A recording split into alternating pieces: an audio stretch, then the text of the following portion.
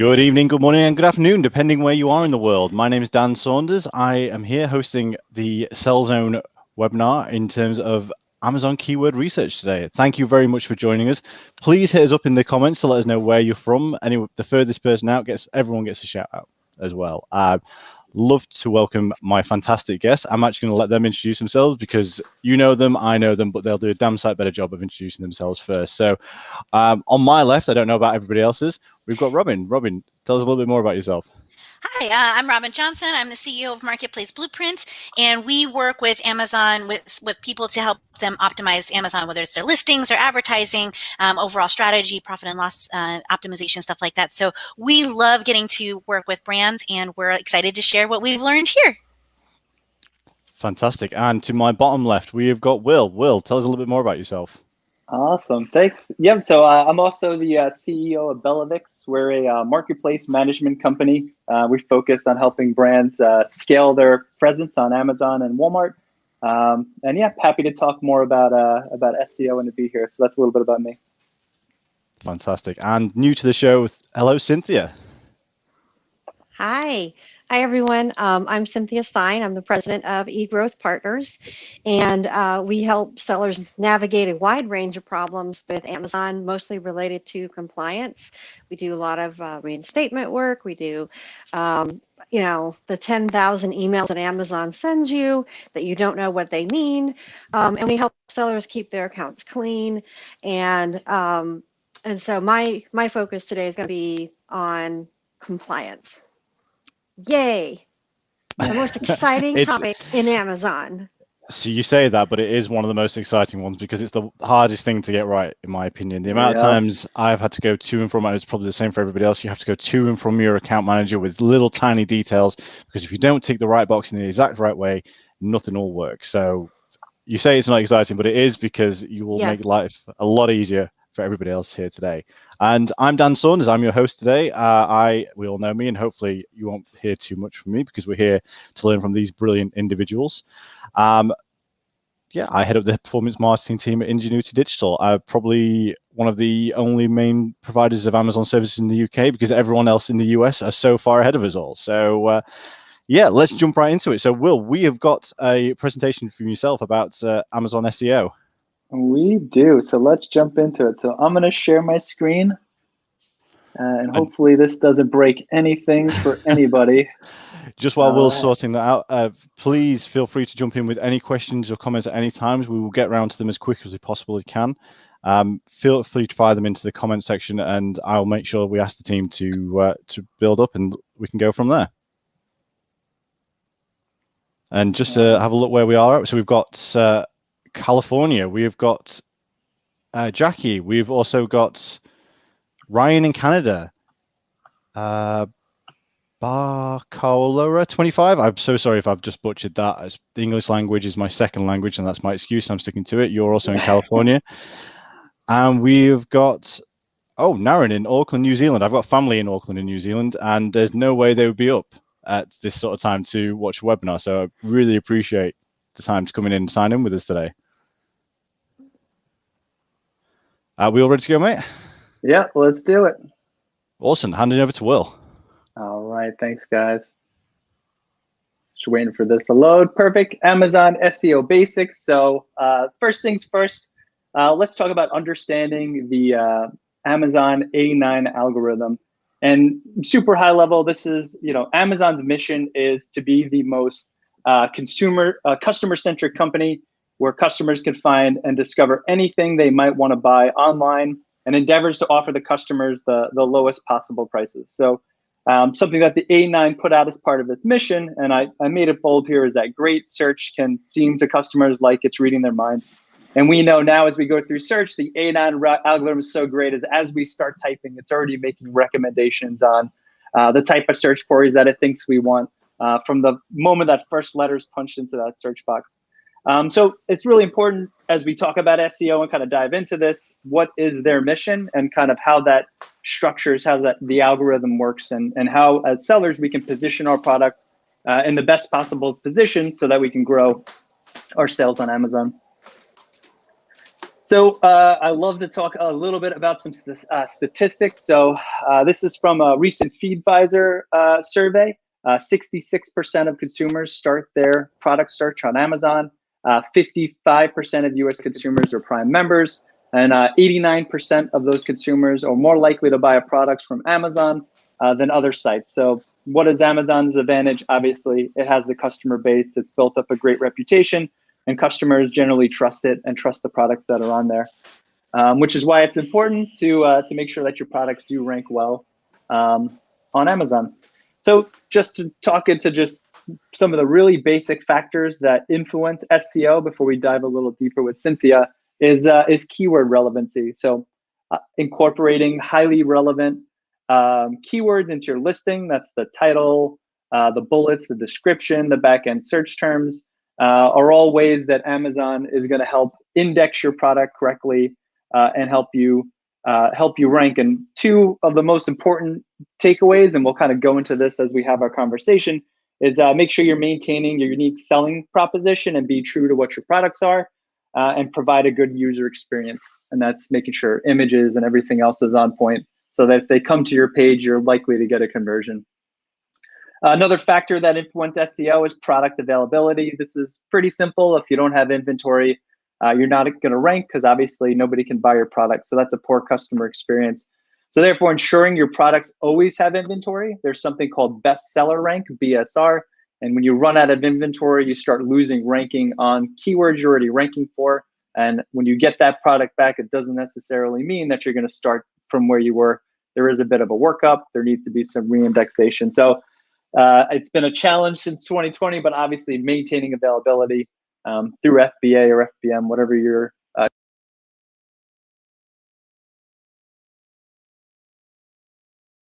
you could tell in the A9 quote that they want to provide the lowest price possible. This doesn't necessarily mean that if you have a higher price point for your products, that it's impossible to get the sale, but you do have to showcase your unique selling proposition in other ways.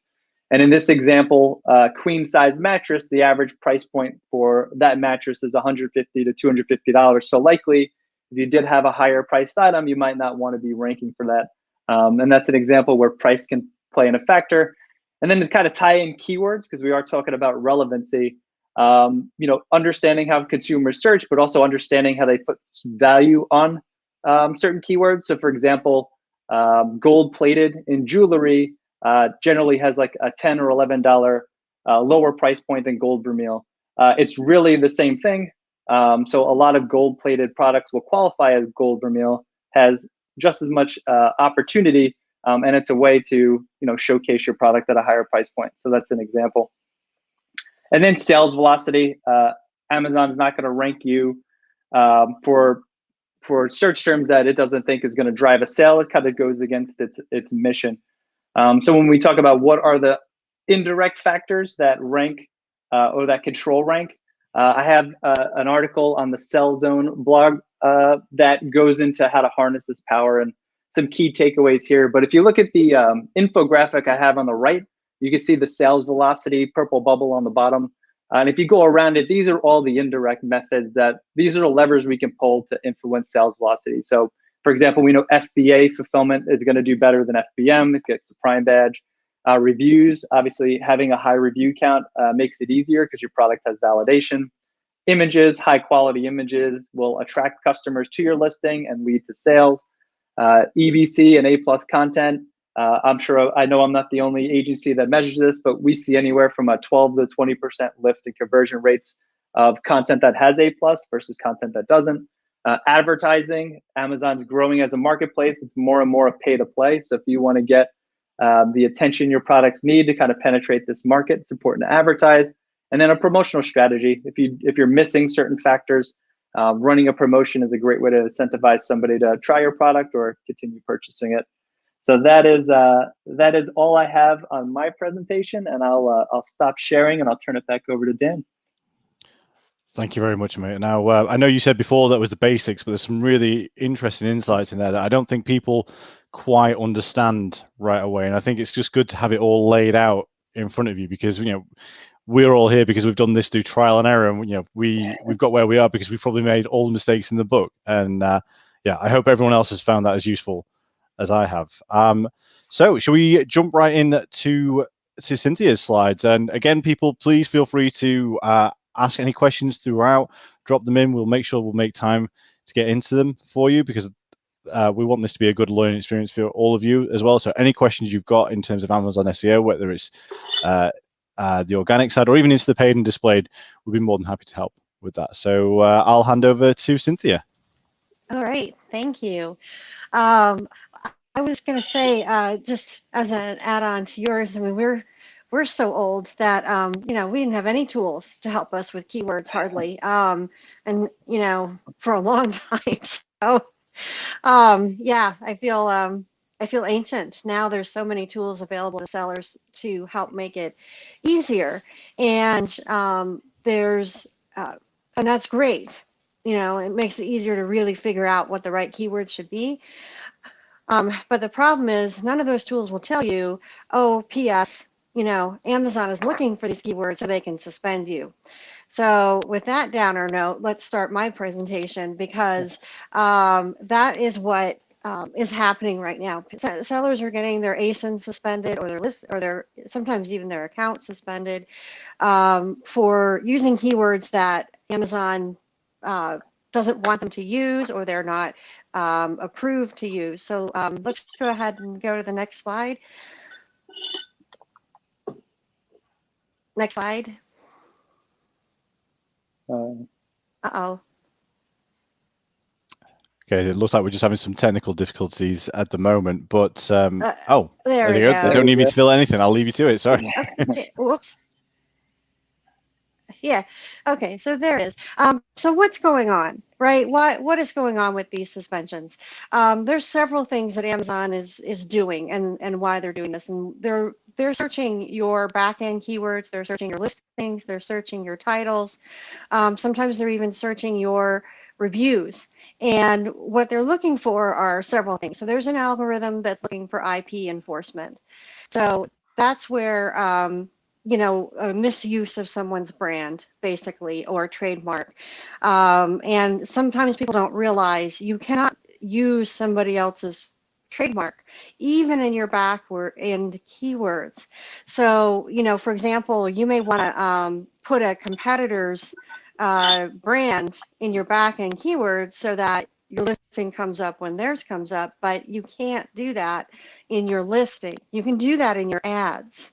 All right, there's much more flexibility of what you can put in your ads to search for, but not in your back-end keywords. So this is a common mistake that we see, and a lot of times it's just as simple, let me put air quotes around simple, as, you know, cleaning up your keywords and getting those trademark words out. And another area where we see problems with IP enforcement is sometimes a company has trademarked a phrase. So it's not their brand name, but it might be a particular phrase that they use, and you can't use that either.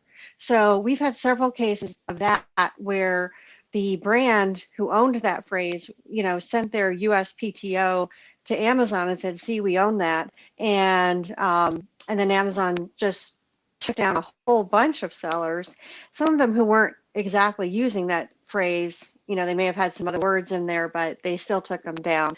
So this is my way of saying, don't think you can get around it by sticking a word or two in there. No, the algorithm is very good. So if your competitor is using a trademark phrase and you know that, don't put it in your back-end keywords. It's just going to bring you grief later. The other thing that Amazon's doing with their algorithm searching for keywords is regulatory enforcement. So they have to follow a lot of rules. We do too, like truth in advertising, like well, we're going to talk about pesticides later, but there's certain regulatory things that Amazon has to take people down for, or make sure that they are using it compliantly. And so that gets a lot of people because they don't realize that they're subject to regulatory enforcement. And so it comes as a big surprise. And then there's restricted categories. So Amazon, you guys have all noticed in the last year, has restricted a lot more categories. So things that it was easy to sell in before, and maybe you've been selling in them for years, right? Like I'll use the baby category as an example. That was, oh, I don't know when exactly it was restricted, maybe a year ago. Um, but that was, I sold in baby for years. And that was in response to certain regulatory requirements and also outside pressure. And so they decided to restrict baby. So now you have to get approved before you can sell in baby. And so you may say, but Cynthia, my product is not actually in baby, right? It's not an infant product. But if you have words in your keywords that make them think you're in baby, then they're going to take you down. So you've got to think about that too, is, think about when you look at your keywords and you look at what you're selling, think about what category am I in and what category might Amazon think I'm in? Because we'll talk about sexual wellness in a minute, but that has been tripping people up. Is they get caught up and Amazon has suddenly reclassified their product as, sexual wellness or baby or a medical device. And they're like, what? So, and it catches them by surprise. And so my goal in this presentation is to help you avoid being caught by surprise. And then the other thing that Amazon is doing is just some general listing cleanup. So Amazon itself has about 10,000 million rules on how to set up your listing, right? So, your title has to be in this order, and they have a style guide that's like an encyclopedia. And so part of what they're also doing is cleaning up their listings, and they're using keywords to help them find listings that might not be compliant. So there's a lot that your keywords can do to get you in trouble. And that's what's going on right now. Next slide, please. There we go. Yeah. So, Uh-oh. Oh, I think we lost. Oh, sorry, Cynthia. I think we lost you for a little bit.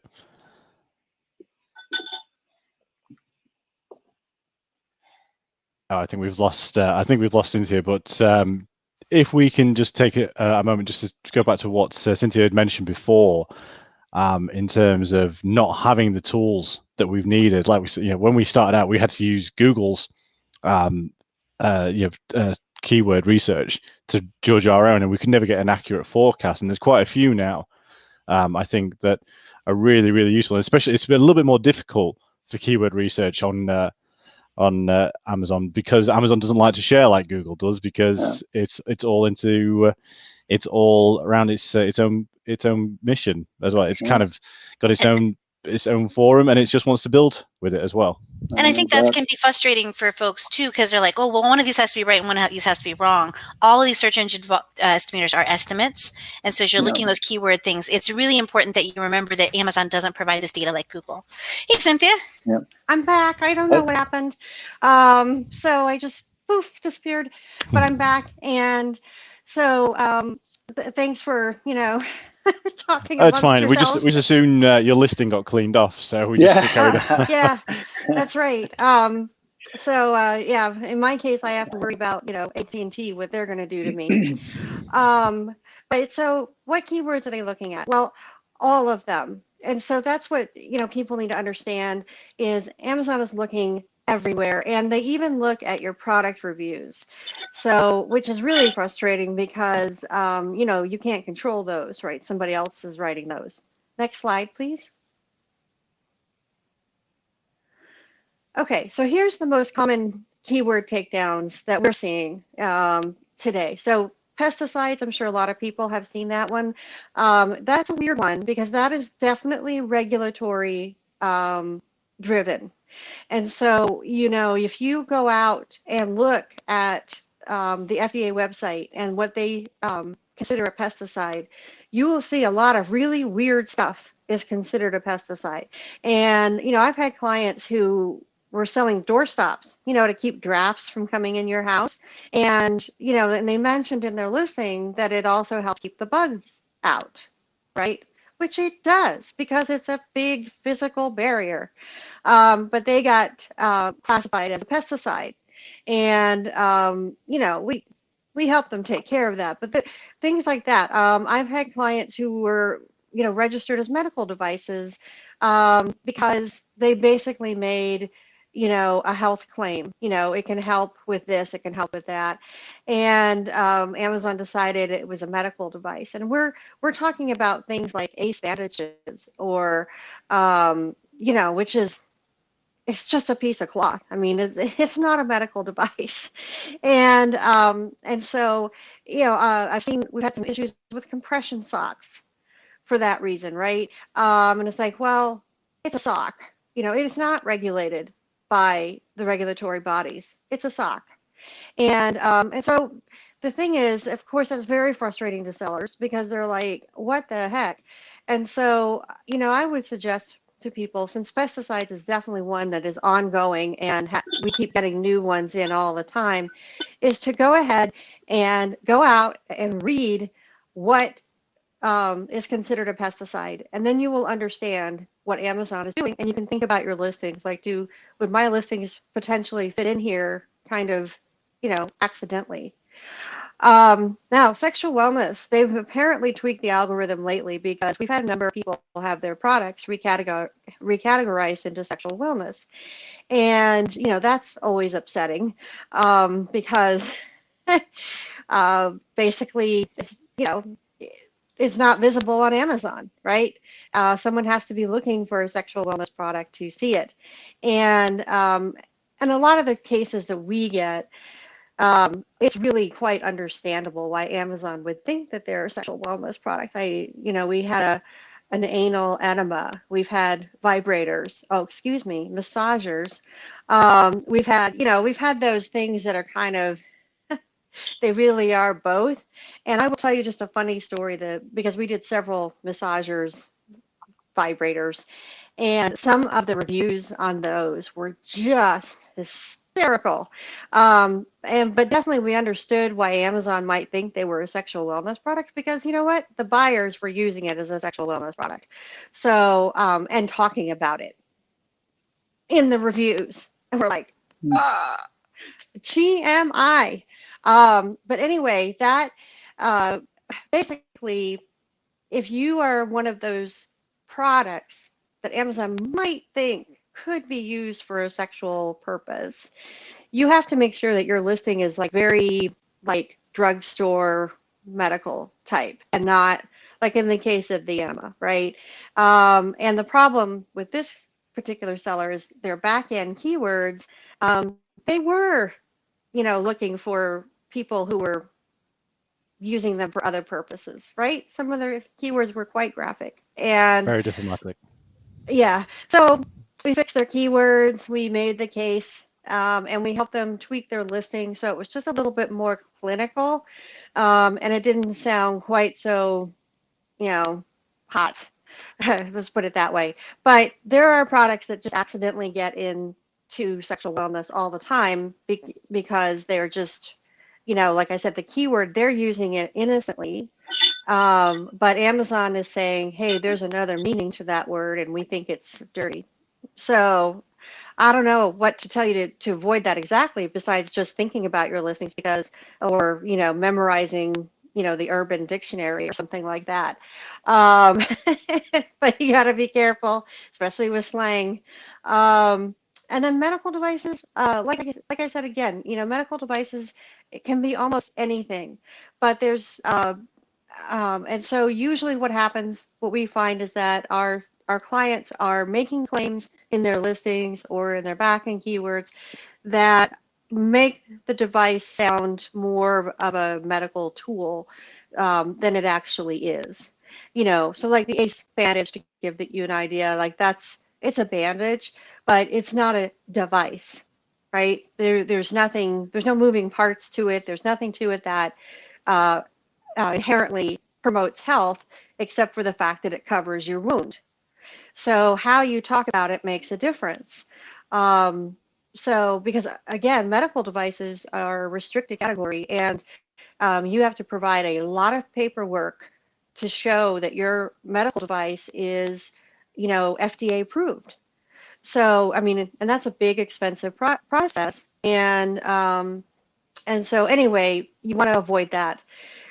We medical claims, now we see this a lot in supplements, of course, it'll make you grow hair, it'll make you sexy, it'll give you your mojo back, right?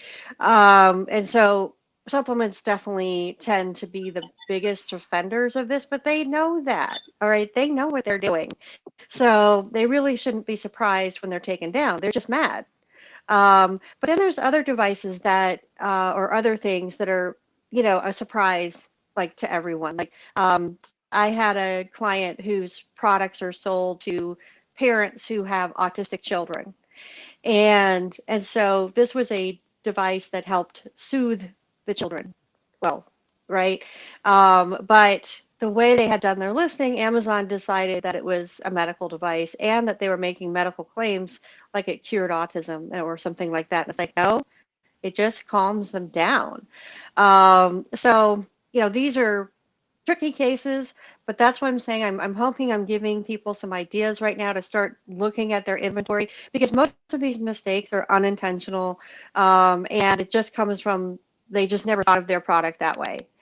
Um, and of course, restricted regulated substances, hazmat, as we already know, many of us, that hazmat covers a wide range of things that you wouldn't think are hazmat, everything from perfume to nail polish to true and actual hazmat materials. And hazmat, a lot of it is really related to Amazon's insurance and the warehouse and what they can keep safely there. So, but again, if they think that somehow your product is hazmat, and it gets recategorized, you either have to get approved for hazmat or you have to prove to them that it's not hazmat. And so I don't know, I tell people almost anything that has chemicals in it, or could potentially catch on fire. So maybe it has batteries, right? Maybe it has, maybe it has a plug. I mean, even your Instapot could be a potential problem. So that's why because it has a plug. So you have to really look at your listings that way, and think about, okay, if Amazon was going to come and take me down for hazmat, what would they what would they trigger on? IP violations, of course, we already talked about that. We see those all the time. Baby, we talked about that. That one is, definitely more and more things are being added to baby all the time. And so this may not be a bad thing necessarily, as long as you're approved to sell baby. That's when it becomes a problem, if they're not approved and then they can't get approved. Defamatory items and hate speech. So this is the one that's most impacted by politics and daily news.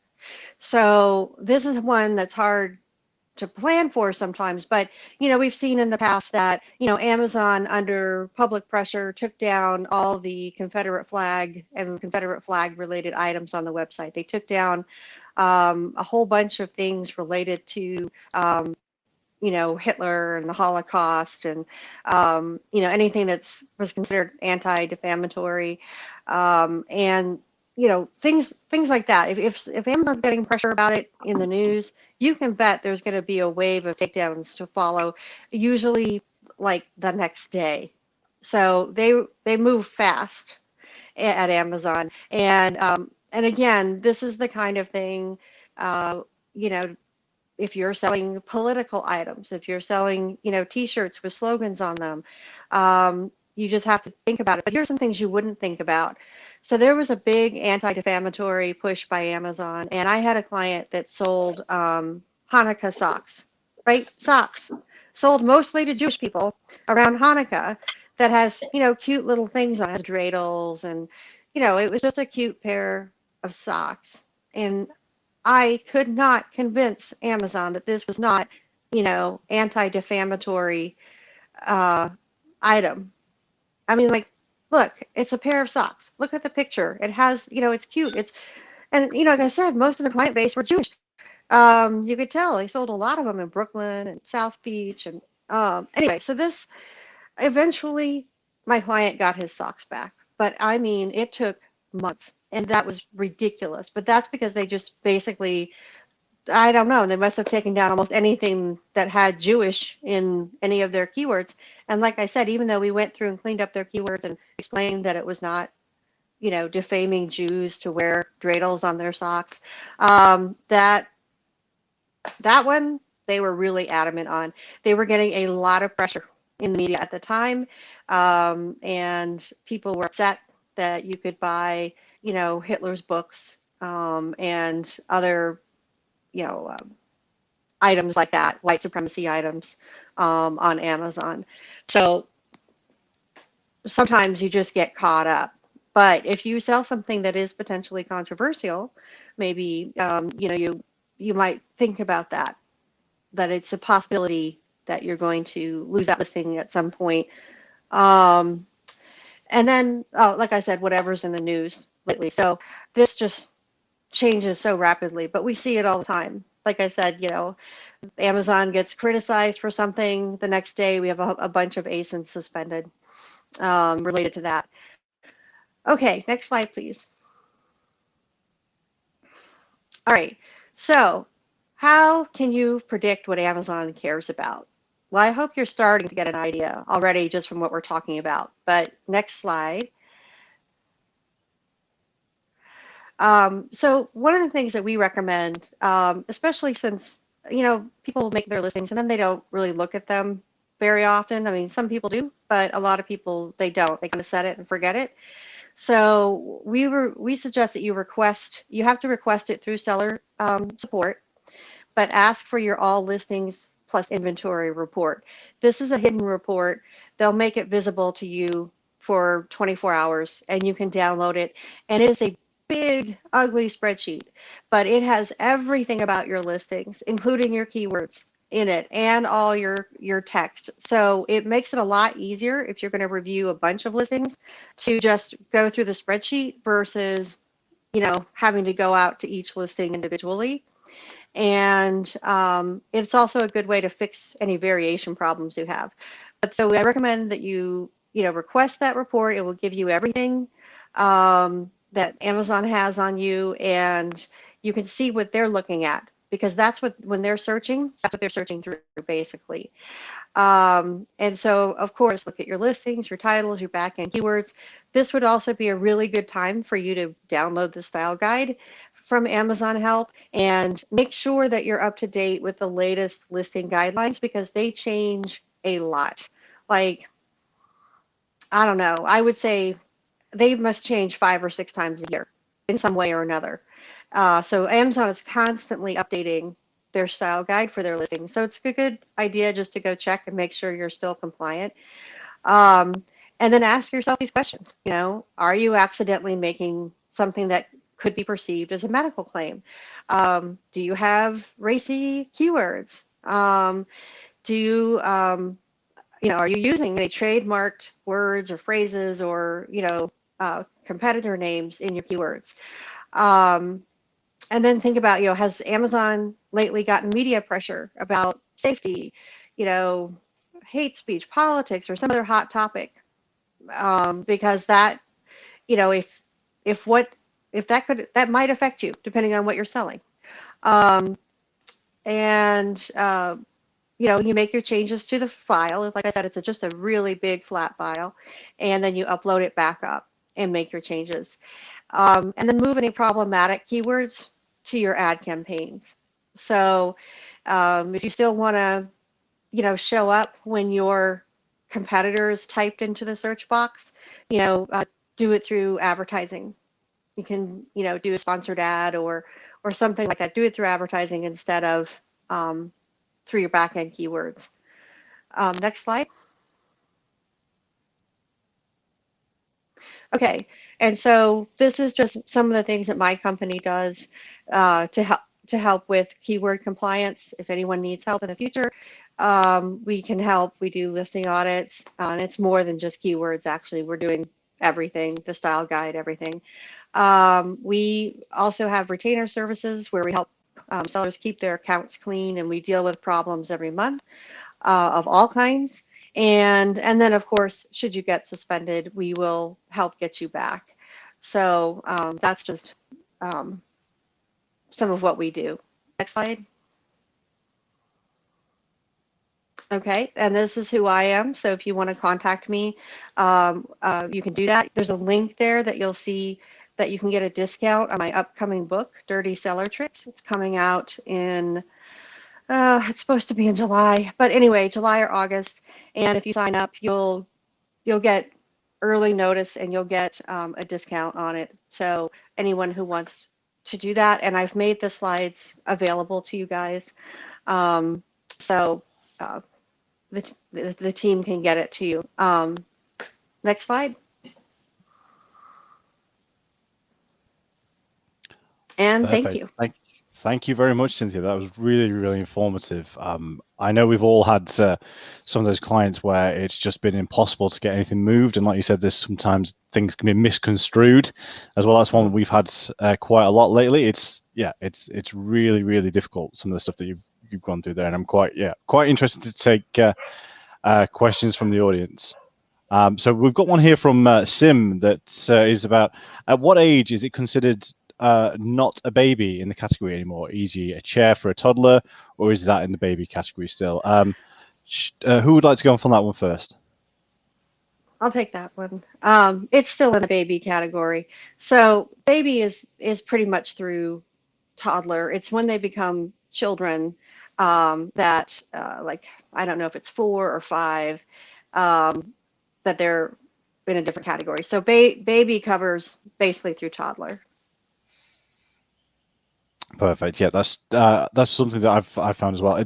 The differences between the US and the UK are absolutely astounding. Now, I know obviously the US, you've got the state system and there's different laws for that. We had a product that it was a sexual health check, and trying to sell them in the States, state to state, was an absolute nightmare because, like you said, you had to have FDA approval and you had different states with different legislation.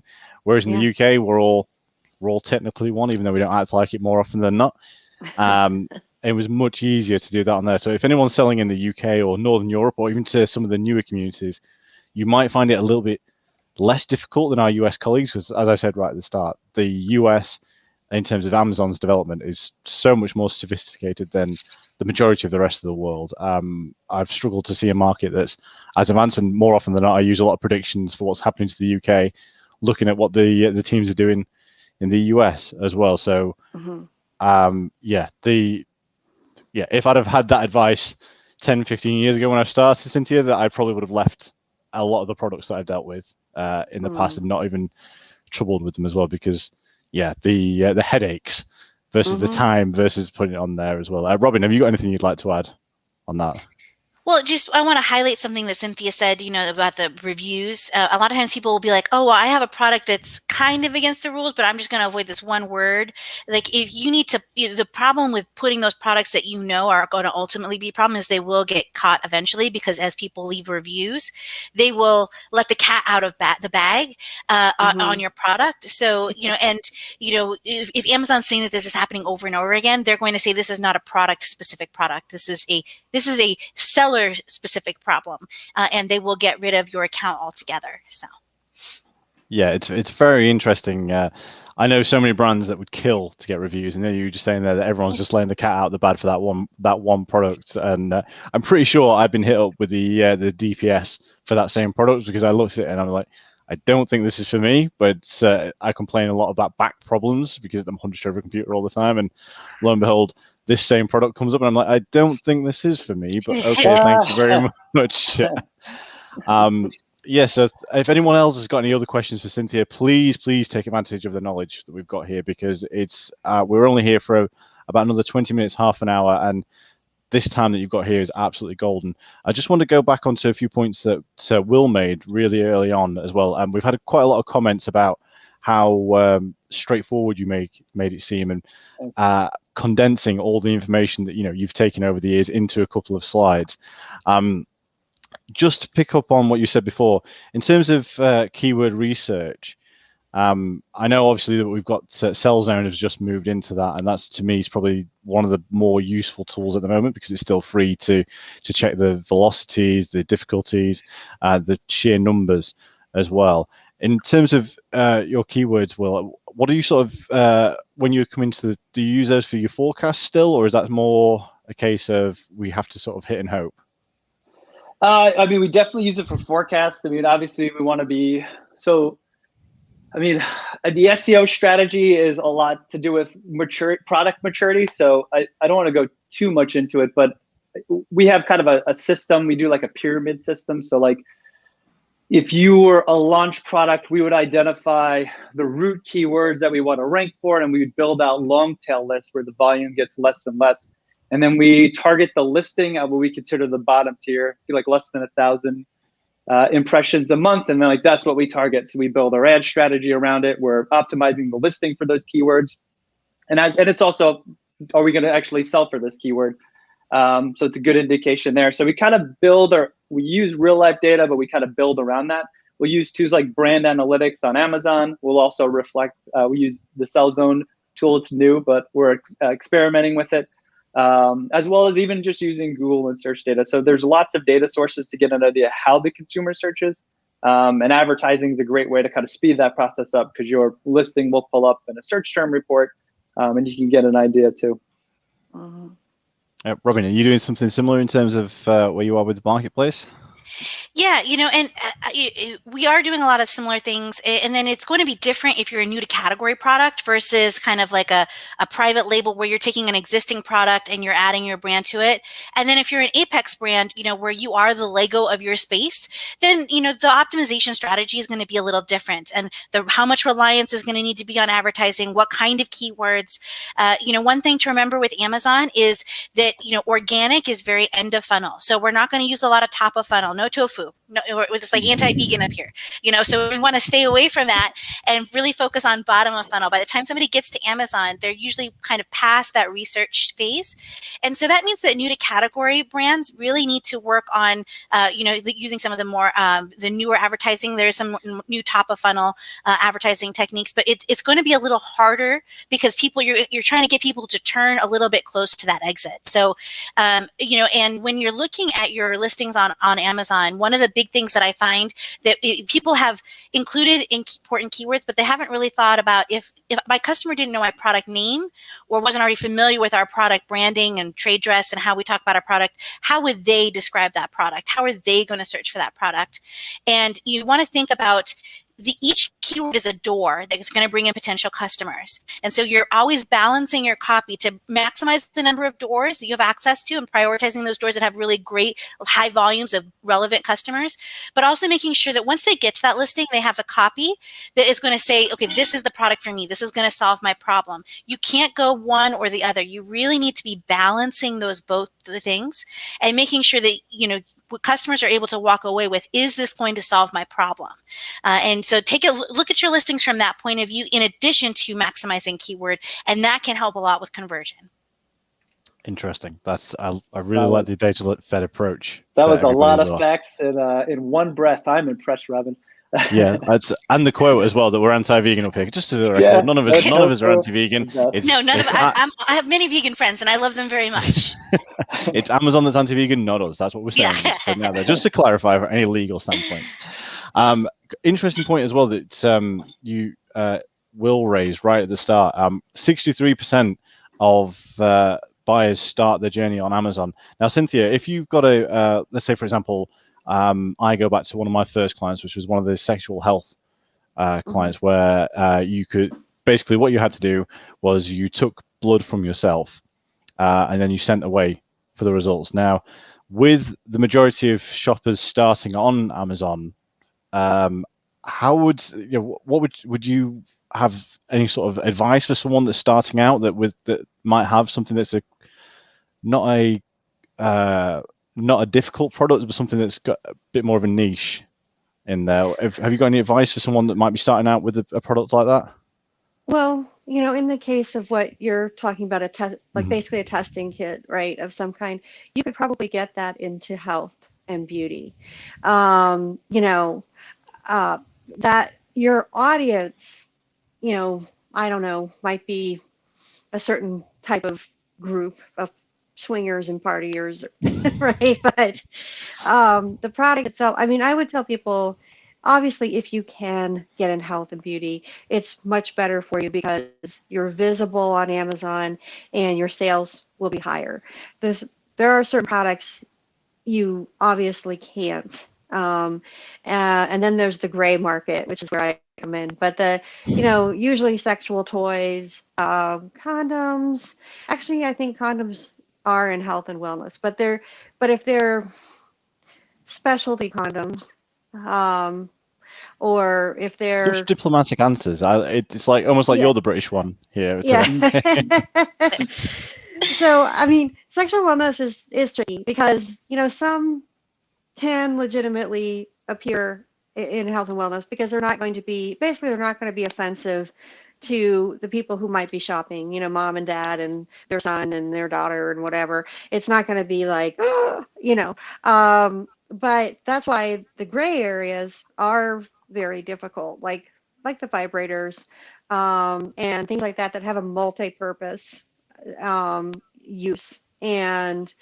Um, and so the only thing I would say is if you don't want to be in sexual wellness, then you have to really think about what your product, how to talk about your product in a way that, again, sounds more like what you would see at Walgreens, versus, how it might be sold at a sex shop, right?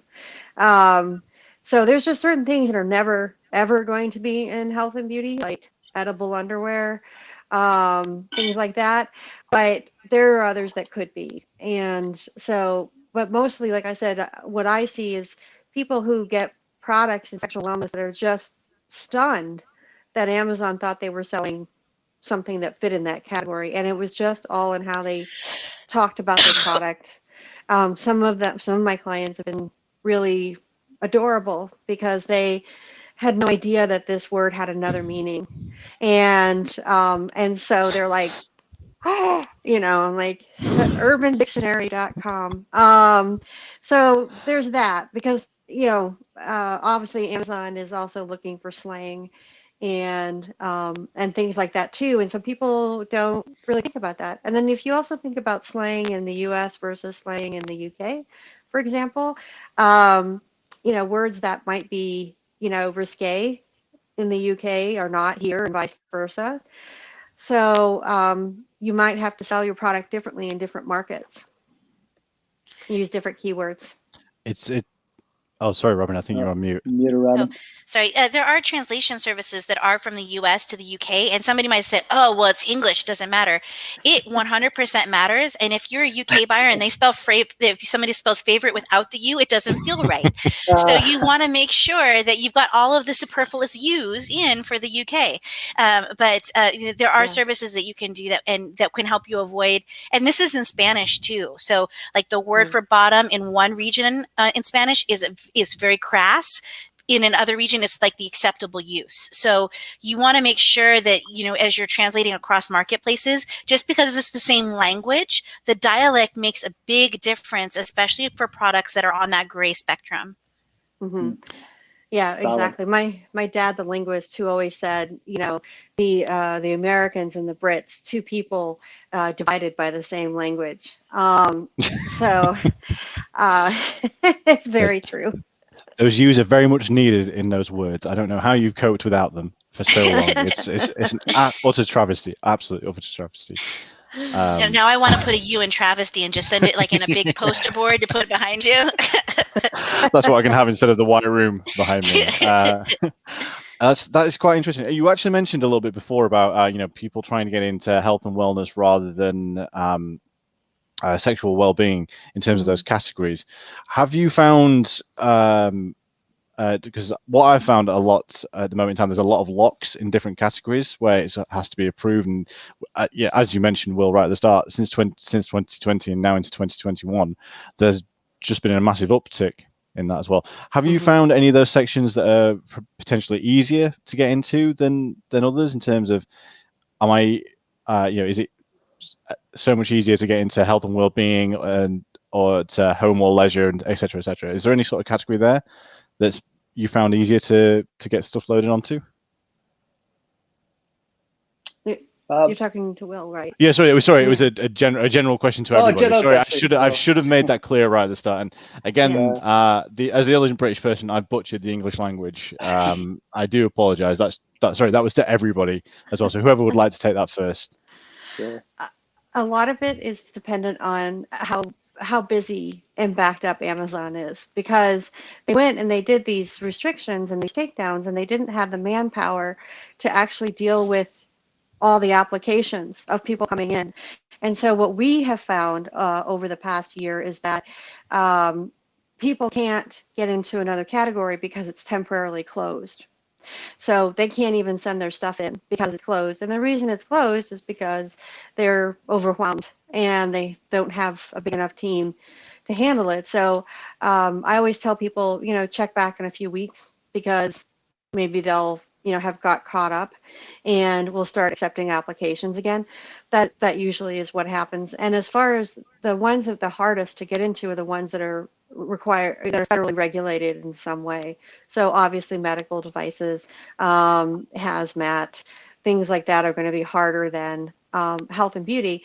But harder is a relative term. So for my clients who don't have the proper invoices or who are buying from the gray market instead of buying directly from the manufacturers and the brands, or an authorized distributor, they're going to find it very hard to get accepted into another category. So that's part of it, where you're buying your inventory. Now, again, if you're a brand and it's your brand, you'd say, oh, well, that's not a problem because I make it myself. But sometimes it is, because if you're white labeling something that's basically what Amazon would consider a generic, or they know that they have 10 apple peelers, right, on the platform, or 100, or garlic presses, or whatever. It doesn't matter what your brand is. They're just going to see it as another generic. So to take that into a difficult category like baby or hazmat, or any of those, jewelry is probably the most difficult category there is, and the most expensive to be in. And that so anyway, yeah, my clients still sometimes have trouble getting approved, but it's largely because they don't have what Amazon wants to see. And either they're buying from the wrong source, they don't have the right paperwork, or their products are not tested, they have to get them tested, or something like that. And I tell people, if you're a brand and you're not testing your products at least 4 times a year, you're just asking for trouble. So FYI. And your manufacturer's testing is not good enough. It has to be a third party. Yeah, 100%. I couldn't agree more. Muted, It's so. Oh. No, sorry, sorry, Robin. I interrupted you again. Oh, no, I unmuted myself halfway through a sentence again. So, but I want to say Amazon picks the least opportune time. So if you're something that sells well at Christmas, they will clean these categories up right before Christmas. So a lot of times we'll say, we'll get a competitor who says, or we'll get a client that says, I know that you said we can't use this word, but my competitor's using it, so I want to use it too. And the issue with that is when Amazon clamps down that category, like Cynthia says, they don't increase staffing to anticipate that. So your primary product could be out for a very long time. And that would be the opportune time for you to have, imagine if your competitor gets taken down and you're still up, how much that's going to help you. So it can be frustrating to keep your nose clean, especially because a lot of times it feels like Amazon isn't enforcing the rules, but when they enforce them, they way overcorrect. So, it can be hard to be the good kid, because you can see people kind of doing some things on the side, but it does ultimately pay off if you can avoid that temptation. Yeah, we have clients come to us all the time who are like, but so and so, they're gonna. I'm like, yeah, but dude, you're the one who's suspended, right? You're suspended, so it doesn't matter what he's doing. He'll get his, but you have to deal with the fact that you're suspended now and have to fix it. So it makes people really grumpy, and I don't blame them. Amazon being uneven in how it does things, and also it tends to do takedowns in waves because they have so many sellers. So they'll do them in waves, and that's why we'll see certain takedowns go on for months and months. But what they're really doing is waves and waves and waves. Very interesting. I nearly started speaking while I was on mute then as well. I've got into the craze of it. Will, you've got a very interesting point about some hacks as well. Do you want to talk through those, or is that a personal thing that you don't want to talk about that you put into a private chat that I shouldn't be speaking about? No, definitely. I wouldn't have put it out there if it was private, but we actually have a hack to kind of alleviate the pesticide issue that's worked really well. I'm not sure if anybody else, but what we started to do, because we have a couple clients, we end up working with a lot of health and beauty brands. So our stuff is getting flagged, and our supplements too, getting flagged for pesticides all the time. So we decided to go one level above. And what we ended up doing is we went to the agricultural board for the state that the product's manufactured. And we got a letter from the agricultural board saying that these products manufactured by this brand are not regulated by the EPA. They are regulated by the FDA. And we use that and we submit it to Amazon every time that a pesticide claim would come up. And now we're getting frequency-wise, we get much less. It doesn't make it go away, unfortunately. It's still algorithmic. But generally, we can get those listings back up in less than a day because we refer to that document and we run the case up. So that is a hack for all you guys who are just struggling with the pesticides. That's great. That's a great hack. That's a great idea because, yeah, that's the thing. If you have a product that Amazon thinks might be a pesticide and it's really not, but there's no way they're not going to just keep taking you down, then that's a great hack. I mean, yeah, because what I was talking about earlier is just to try to avoid it in the first place by looking at what words you're using. But sometimes there's just no way to get around it because of what the product is, that it's going to be, considered. I mean, like I'll just give you an idea of something else that you may not think is a pesticide.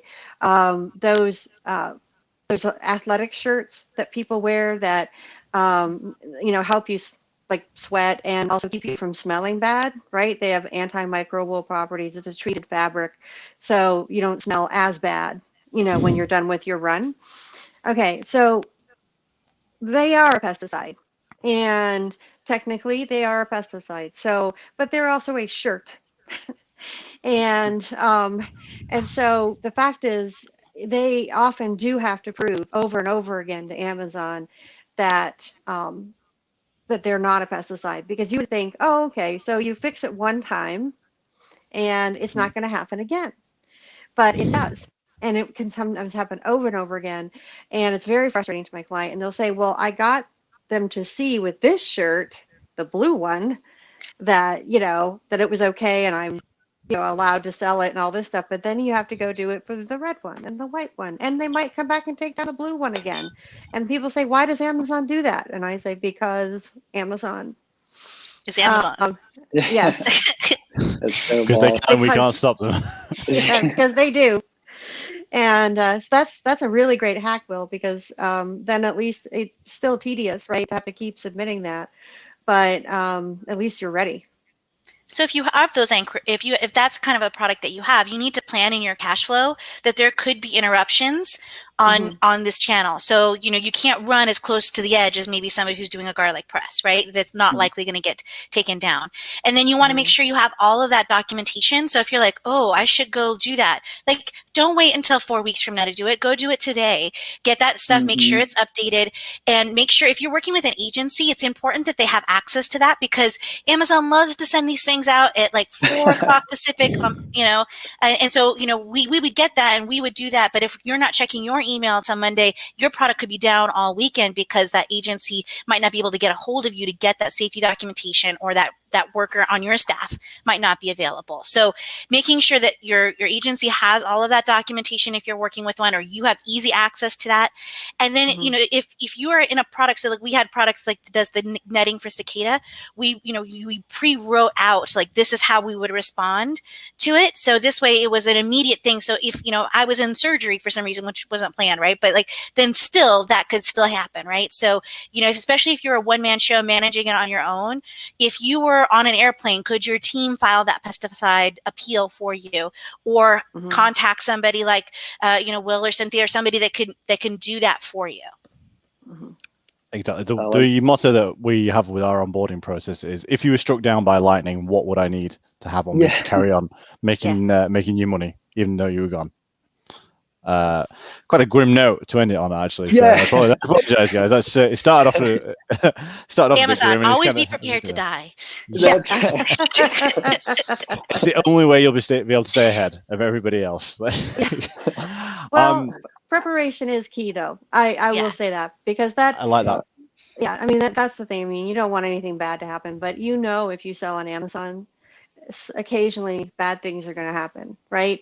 Lots of people get caught up. We call them innocent fish in Amazon takedowns. They're not guilty of whatever Amazon's bee in their bonnet is, but every time they do a new takedown, they always get a bunch of innocent fish in there because they're tweaking the algorithm, and so it just catches people that don't belong, and things like that. And so you can't avoid the innocent fish problem, but you can avoid a lot of other problems, and a lot of it is just thinking like Amazon, thinking what could go wrong, thinking how are my keywords, how do they look to Amazon, right? You're so focused on how they'll appear to buyers, right?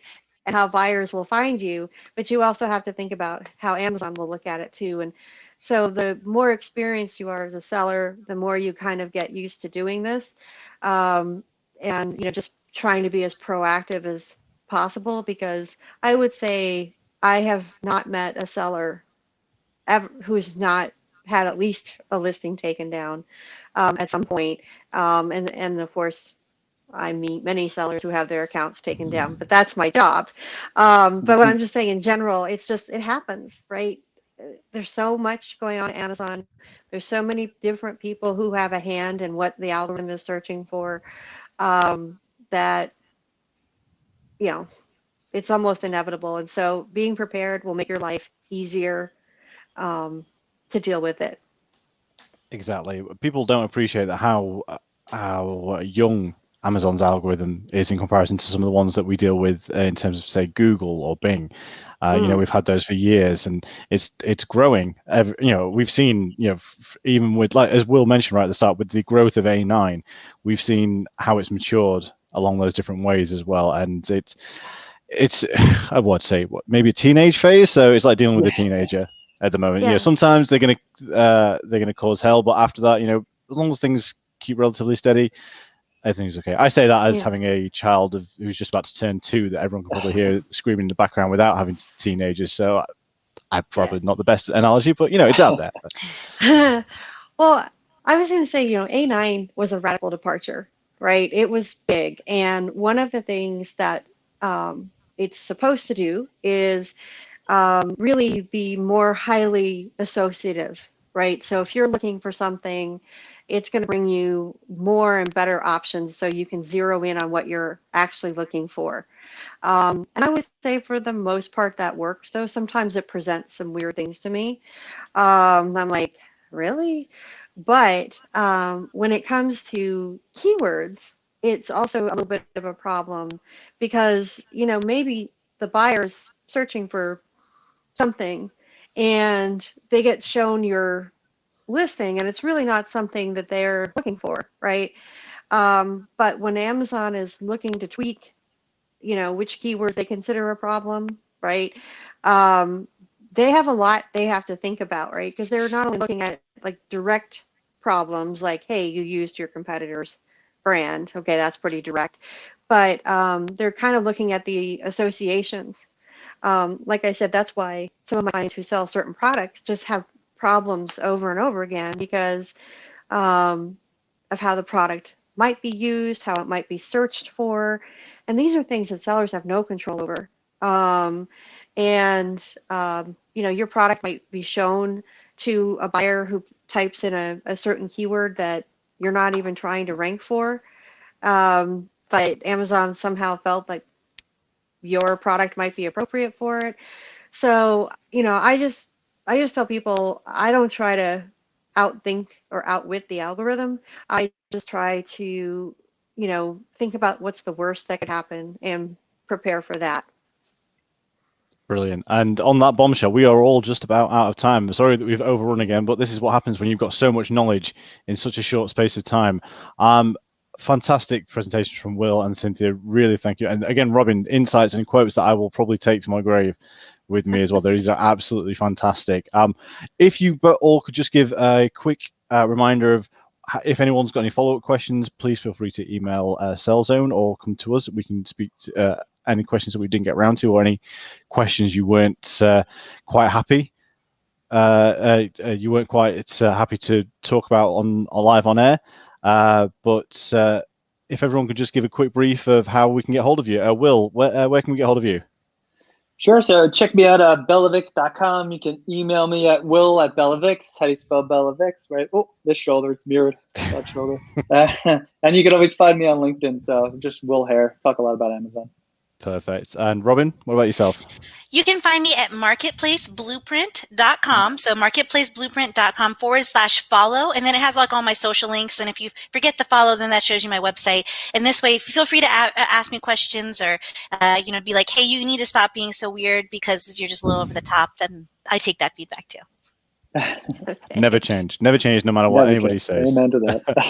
And last but very not least, Cynthia, how can people get hold of you? Well, obviously they can reach me at my website, egrowthpartners.com.